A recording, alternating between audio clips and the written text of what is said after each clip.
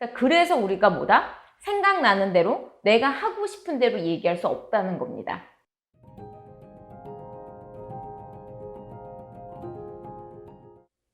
안녕하세요. 정고은입니다. 오늘은 저번 시간에 말씀드린 것처럼 면접에서 있어서 가장 핵심적인 구조적 말하기 그리고 언어적 기법에 대한 설명을 드리도록 하겠습니다. 사실 이 구조 말하기와 언어 기법 같은 경우는 중3 면접에만 중요한 것이 아니라 고3 아니면은 대학생들이 보게 되는 취업 면접, 우리가 사실상 모든 포멀한 말하기 면접에서의 가장 기초가 되는 말하기 기법이라고 얘기를 할 수가 있을 것 같습니다. 그러니까 특히 중3 같은 경우는 면접이라는 걸 지금 처음 보는 학생들이기 때문에 훨씬 더 중요할 수 있고, 고3이나 아니면 혹여 대학생들 같은 경우도 이런 어떤 구조 말하기 기법을 모르게 됐을 때 사실상 이 질문자가 원하는 답변을 빨리빨리 또는 본인이 그 말의 구조를 빨리빨리 잡을 수가 없기 때문에 모두가 배워놓으면 굉장히 좋은 말하기의 기술이라고 생각을 합니다. 자, 우선 첫 번째, 우리가 구조 말하기를 해야 되는 이유에 대해서부터 얘기를 좀 해보려고 합니다. 사실 선생님 그냥 제가 알고 있는 거를 생각나는 대로 말씀드리면 되는 거 아닌가요? 라고 생각하는 친구도 있을 수 있어요. 자, 근데 중요한 건 뭐냐면요. 모든 면접은 시간이 정해져 있다는 겁니다. 자, 이거는 학생 개개별로 시간이 정해져 있고요. 그 다음에 어떤 학교 같은 경우는 질문의 개수도 정해져 있습니다.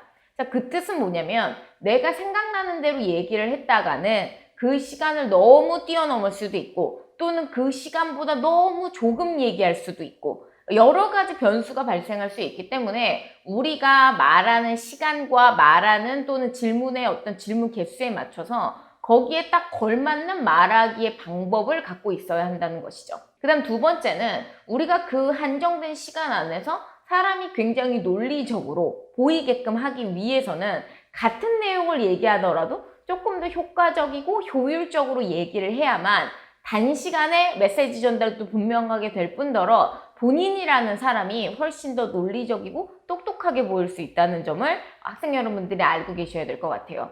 자, 그래서 우리가 뭐다? 생각나는 대로 내가 하고 싶은 대로 얘기할 수 없다는 겁니다. 자, 그러면 요거를 말하고 이제 시작을 하면서 구조 말하기에 대해서 몇몇 가지 핵심적인 특징을 크게 4가지로 정리해서 말씀을 드리도록 하겠습니다. 자, 구조 말하기의 가장 첫 번째 핵심은 바로 두괄식 말하기입니다. 자, 이거는 포멀한 말하기 상황에서는 무조건적으로 거의 절대적 진리처럼 이루어지는 부분이기도 한데요. 예를 들어 질문이 들어왔을 때 본인은 평소에 수학 공부를 어떻게 합니까? 라고 질문을 했을 때 대부분의 친구들이 자기가 이제 수학 공부를 하는 과정에 대해서 그냥 쭉 말씀을 드리기 시작을 합니다. 저 같은 경우는 문제집을 먼저 한 권을 사서 거기서 제가 가장 중요하다고 생각하는 문제들을 뽑고 그 다음에 그 문제를 풀어본 다음에 오답 노트를 만들어서 그 오답 노트를 다시 한번 봅니다. 라는 식으로 하나의 굉장히 긴 문장을 그냥 과정으로 주르륵 하고 말씀을 드리는데 바로 이게 생각나는 대로 얘기하는 말하기의 특징입니다. 사실 그렇게 얘기를 하게 됐을 때는 앉아있는 사람이 알아듣기가 굉장히 어려워요. 왜냐면 이 사람은 당신이 말하고자 하는 거를 대본으로 들고 있지도 않고 그리고 더 솔직히 말씀드릴게요. 그렇게까지 많이 집중하고 계시지도 않거든요. 그러니까 예를 들어 학생들의 말을 다 적어가면서 들으시는 경우는 거의 없으시고 그냥 이렇게 편안하게 앉아서 우리가 듣게 되는데 그렇게 하나의 굉장히 긴 문장 안에 본인이 하는 학습을 다 넣어서 얘기를 하게 됐을 때는 전달력이 떨어지게 되는 거죠. 자, 그래서 두괄식은 본인은 평소에 수학 공부를 어떻게 합니까? 라고 질문을 했을 때 네, 제가 평소에 수학 공부를 할 때는 개념 노트를 만들어서 수학 공부를 합니다. 라는 식으로 본인의 학습의 가장 핵심적인 것을 맨 앞에 얘기를 하면서 시작을 해야 된다는 거죠. 자, 그럼 이렇게 되기 위해서는 크게 2가지가 필요한데요. 첫 번째는 본인이 두괄식 문장을 하겠다는 의지가 꼭 필요하고 두 번째는 본인의 학습법에 대해서 정리를 해놔야 됩니다. 그러니까 사실 두괄식이 어려운 이유는 내가 두괄식을 해야지 라는 의지가 없는 것도 있지만 우선은 본인 수학 공부 방법의 핵심을 자기 스스로가 모르고 있으면 그 핵심을 맨 앞에 말하기도 어려운 거죠. 자, 그래서 두괄식 문장을 하기 위해서는 본인의 학습이나 본인의 꿈에 대해서 한 번씩 잘 정리를 해놓는 게 필요한데요. 어쨌든 그걸 앞질러서 우리가 두괄식 문장으로 꼭 말을 해야 된다는 필요성과 필수성을 느끼고 있는 것이 굉장히 중요합니다. 자, 그 다음에 두괄식 문장만큼이나 중요한 바로 두 번째가 단문체를 사용을 하는 겁니다. 자, 이게 바로 말하기와 글쓰기의 굉장히 큰 차이점 중에 하나인데요. 말하기 같은 경우는 문장 단위로 짧게 이야기를 해야지 듣는 사람이 알아듣기가 굉장히 편합니다. 우리가 그거를 뭘 보면 알 수 있냐면요. 바로 뉴스를 보면 알 수 있습니다. 자, 여러분들 뉴스에서 기자들이 브리핑하는 걸 잘 생각해 보세요. 자, 그 브리핑의 어떤 문체들이 우리나라 가장 최고의 단문체들을 사용하고 있는데, 예를 들어 광화문에서 살인사건이 났다고 합니다. 현장에 전공 기자가 나가 있죠. 전공 기자 나와주세요 라고 했을 때 그 기자들이 하는 브리핑을 들어보면은 네, 저는 현장에 나와 있는 전공 기자입니다. 20분 전쯤에 한 여학생이 건물 안으로 들어갑니다. 그 이후 따라 들어가는 남학생, 몇십 초 후에 비명소리가 들립니다. 이런 식으로 굉장히 짧은 문장들로 상황을 설명을 하거든요. 그렇게 해서 얻을 수 있는 굉장히 큰 장점은 부엌에서 설거지를 하던 엄마도 뉴스를 들을 수 있다는 겁니다. 여러분, 이게 주는 시그널이 뭔지 알겠어요? 그러니까 말을 듣고자 하는 의지가 별로 없는 사람한테도 단문체로 이야기를 하게 되면은 그 말을 다 들을 수가 있다는 겁니다. 자, 그래서 우리가 사실 일상생활에서는 단문체를 그렇게 신경 쓰면서 살지는 않기 때문에 문체를 최대한 조금씩 짧은 문장으로 얘기를 해줘야지 학생 여러분이 얘기하는 모든 말하기를 면접관이 들을 수 있다는 걸 꼭 기억을 해주셔야 될 것 같아요. 그래서 본인이 면접 문제에 대해서 대본을 쓰거나 해볼 때 최대한 단문체로 써보려고 하는 게 포멀한 말하기, 면접 말하기에 있어서는 굉장히 좋은 트레이닝 방법이 될 수 있을 것 같습니다. 자, 그 다음에 세 번째는 바로 본론에 대한 이야기를 좀 해보려고 합니다. 두괄식 문장을 쳤어요. 네, 저는 평소에 수학 공부를 할 때 개념 노트를 만들어서 수학 공부를 합니다. 라고 하고 이제 본인이 학습을 했었던 방법에 대해서 말씀을 드리겠죠. 우리가 이제 그거를 본론이라고 얘기를 하는데 본론을 말할 때 있어서 굉장히 중요한 두 가지가 있습니다. 자, 우선 첫 번째는요. 추상적 표현을 쓰지 않는 겁니다. 자, 추상적 표현을 쓰지 않는다는 건 자기소개서를 쓸 때도 마찬가지인데 다양한, 많은, 더 많은, 여러 가지, 자, 이런 식의 단어들을 우리가 추상적 표현이라고 선생님이 자소서를 얘기할 때도 말씀을 드렸었죠. 면접 말하기를 할 때도 똑같습니다. 예를 들어 개념 노트를 만듭니다 라고 말씀을 드리고 저는 많은 문제를 다양한 풀이 방법으로 개념 노트에 적어서 여러 가지를 적용시켜 보려고 합니다 라는 식으로 얘기를 하게 되면 사실 면접관은 너무 답답해요. 왜냐면 사실 그걸 듣고 싶어가지고 질문을 하신 거거든요.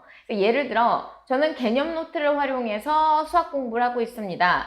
저 같은 경우는 2차 방정식이나 2차 함수 같은 대수 파트 같은 경우는 개념에 대해서 이런 방식과 이런 방식으로 적어놨고요.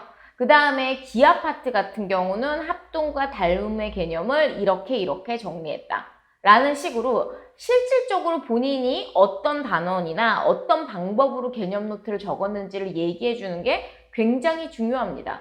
그러니까 이게 이렇게 생각을 해주시면 좋을 것 같아요. 면접이라는 건 결국 학생의 개인적인 이야기를 듣고 싶어서 부른 건데 우리가 추상적 표현을 자꾸 쓰게 되면은 결국 그거는 누구나 할 수 있는 이야기가 돼버리는 거거든요. 그래서 최대한 나의 개인의 경험치를 집어넣을 수 있는 어떤 추상적 표현을 쓰지 않는 말하기를 해야 된다라고 생각을 해주시면 될 것 같고요. 이거와 연결시켜 두 번째로 우리가 꼭 얘기해줘야 되는 것이 바로 구체적인 예시입니다. 바로 예를 들어 라는 걸 통해서 이제 얘기를 해주는 것들을 얘기하는 거죠. 그래서 이게 경험 예시일 수도 있고 학습 예시일 수도 있지만 결국 질문의 핵심은 그 자신의 본인 이야기를 듣고자 하는 거기 때문에 예를 들어 본인의 장점은 무엇입니까? 라는 질문이 들어갔을 때 네, 제 장점은 친화력이 좋다는 겁니다. 라고 하고 저는 친화력을 통해 많은 친구들한테 먼저 다가가고 뭐 그 친구들을 많이 도와주면서 어떻게 했다. 사실 이것도 굉장히 추상적인 표현이거든요. 여기서 말하는 예시는 네, 제 장점은 친화력이 좋다는 겁니다. 저 같은 경우는 1학년 때 반장 활동을 하면서 다리가 다친 친구에게 먼저 다가가 그 친구의 가방을 들어줬었던 경험이 있다.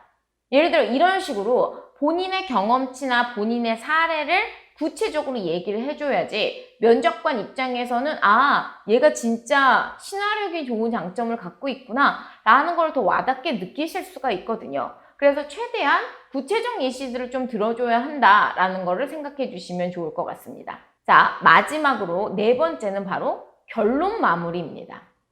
저는 사실 개인적으로 면접 말하기에서 가장 핵심적인 걸 뽑아라 라고 하면 이 결론 마무리를 오히려 뽑고 싶은데요. 대부분 결론 마무리 같은 경우는 결론이 흐지부지 끝나시는 경우들이 굉장히 많아요. 그러니까 아마 그거는 두 갈씩 문장과 본론에 대한 신경을 쓰다 보니 결론은 대부분의 친구들이 약간 성의 없이 끝낸다고 해야 될까요? 아니면 마음이 좀 급한 거죠. 그래서 그냥 저는 뭐 이런 부분이 있었습니다. 그래서 굉장히 뿌듯했습니다. 약간 이런 식으로 사실 뭐 굳이 말할 필요가 없는 얘기를 한다던가 아니면 위에서 말했었던 내용을 그냥 반복해서 요약을 해가지고 결론 마무리를 친다던가 하는 경우가 많은데 사실 이 결론 마무리라는 것은 질문자가 질문하지 않은 것을 마지막에 한 번 정도 더 붙여주는 것을 말합니다. 그러니까 예를 들어 이런 거죠. 본인의 장점이 뭐라고 생각합니까? 네, 제 장점은 친화력이 좋다는 거라고 생각한다. 라고 하면서 어쩌고저쩌고 이 개인 예시를 얘기한 다음에 마지막에 그 개인 예시만 얘기하고 끝나는 것이 아니라 그래서 저는 이런 친화력을 발휘해 땡땡 고등학교 입학 후에는 기숙사 생활을 할 때 도움이 될 거라고 생각한다. 라는 것처럼 뭔가 질문자가 질문하신 건 아니지만 그 질문과 연계되고 연동된 어떤 특정 말을 하나 정도 더 하면서 마무리를 하는 이런 것이 사실 굉장히 좋은 결론 마무리라고 할 수가 있습니다. 그러니까 여러분 우리가 이제 사자성어 중에 용두삼이라는 얘기가 있죠. 뭐냐 시작 자체가 굉장히 창대하고 큰데 마무리가 굉장히 흐지부지 될 때를 우리가 용두삼이라고 얘기를 합니다. 근데 대부분의 친구들이 면접 말하기를 연습한 친구들조차도 말하기가 용두사미로 끝나는 경우들이 많거든요. 그래서 말은 처음에 시작하는 것도 중요하지만 말을 마무리하는 것도 굉장히 중요하다는 거를 여러분들이 꼭 기억을 해주면서 요 결론 마무리까지 완벽하게 끝을 내놓은 상태에서 본인의 전반적인 답변을 끝내야 한다라는 거를 기억해 주시면 좋을 것 같아요. 그래서 다시 한번 정리를 하자면 두괄식과 단문책, 그 다음에 본론에 있어서의 구체적인 예시와 결론 마무리 요 네 가지가 포멀한 면접에 있어서의 가장 핵심적인 사항이다 라는 거를 알아두시면 좋을 것 같습니다. 자, 그러면 다음 시간에는 면접의 마지막 시간으로 우리가 실제 면접을 할 때 조심하거나 유의해야 될 점에 대해서 얘기를 하면서 마무리를 하려고 합니다. 궁금하신 점이 있으면 밑에 댓글로 남겨주시고 그러면 그걸 참고해서 영상을 또 찍어드리도록 할게요. 다음 시간에 만나 뵙도록 하겠습니다.